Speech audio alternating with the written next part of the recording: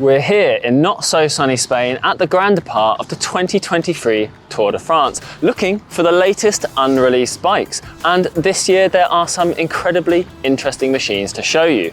We've been touring team hotels before the start of the race, looking for the bikes that the brands would rather we didn't show you. And this year we have a new look, a new Factor, a new Ridley, and a new BMC.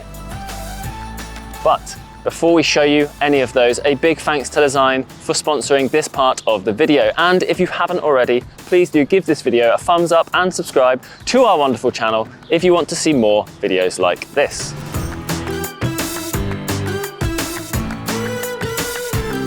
Here we have a brand new bike, a Factor O2 van, a new version.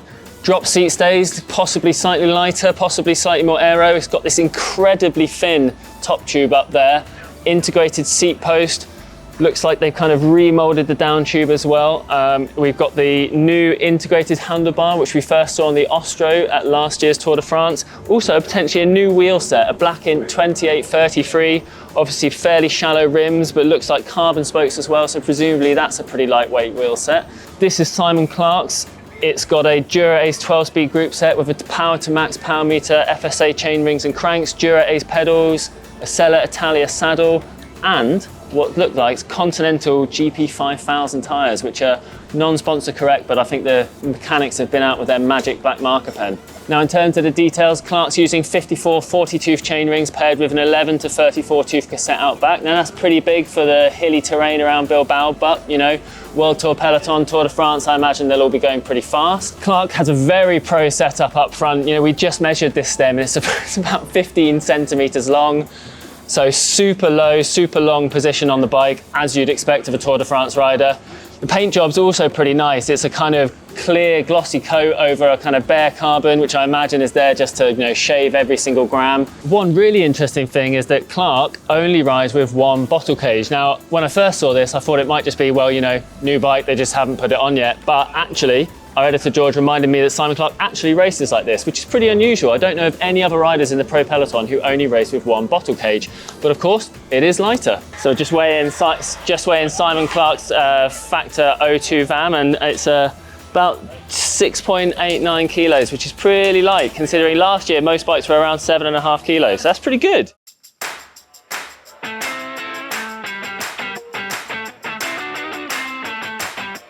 Now this is definitely a new bike, and I know that because there's a little prototype UCI sticker on the frame. Last year when we were at the Tour de France, we saw Caleb Ewan on the Ridley Noah. Now this is Caleb Ewan's bike, but it isn't a Ridley Noah. It's not a Ridley Helium either, which is the lightweight bike, but it looks like it's kind of somewhere in between. There's some aero features, but it's not as aggressive as the Noah, for example.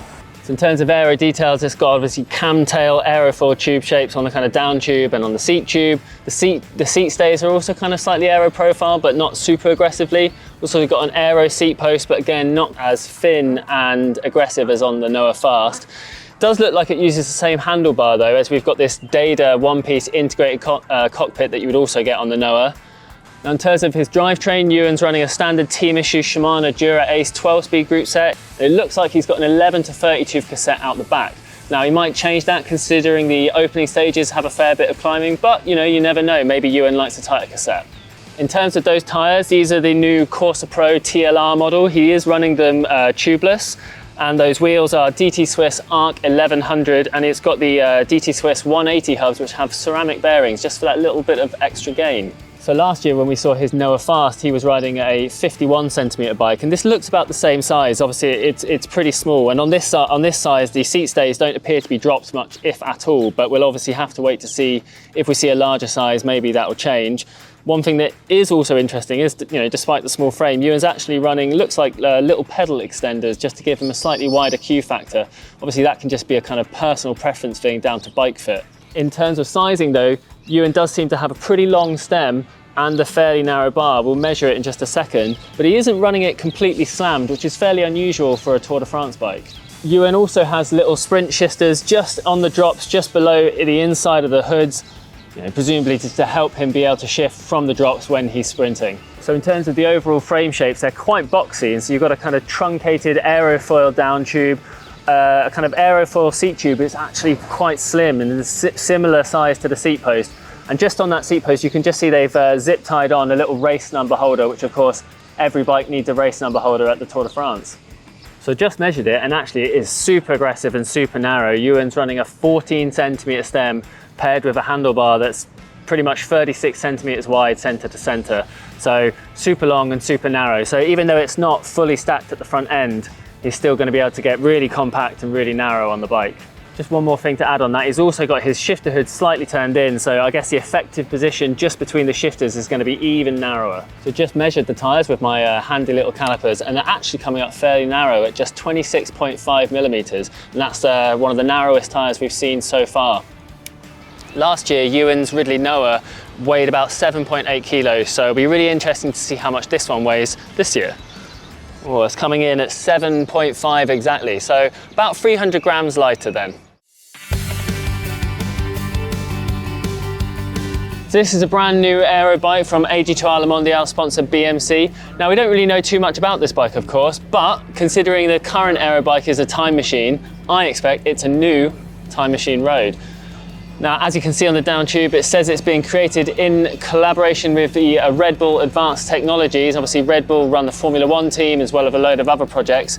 But the whole frame's plastered in this hashtag Create Speed paint job, which looks really cool. It's kind of like adaptive camouflage style. And this bike belongs to Ben O'Connor, as his name's on the down tube. It's a 58 centimeter frame. Even so, still got a lot of saddle to handlebar drop, but Ben's a pretty big guy and it's a pretty aggressive position. Some of the cool frame details are how the down tube is quite narrow around the head tube, but then it widens out significantly towards the bottle, where you've got this really cool integrated bottle cage.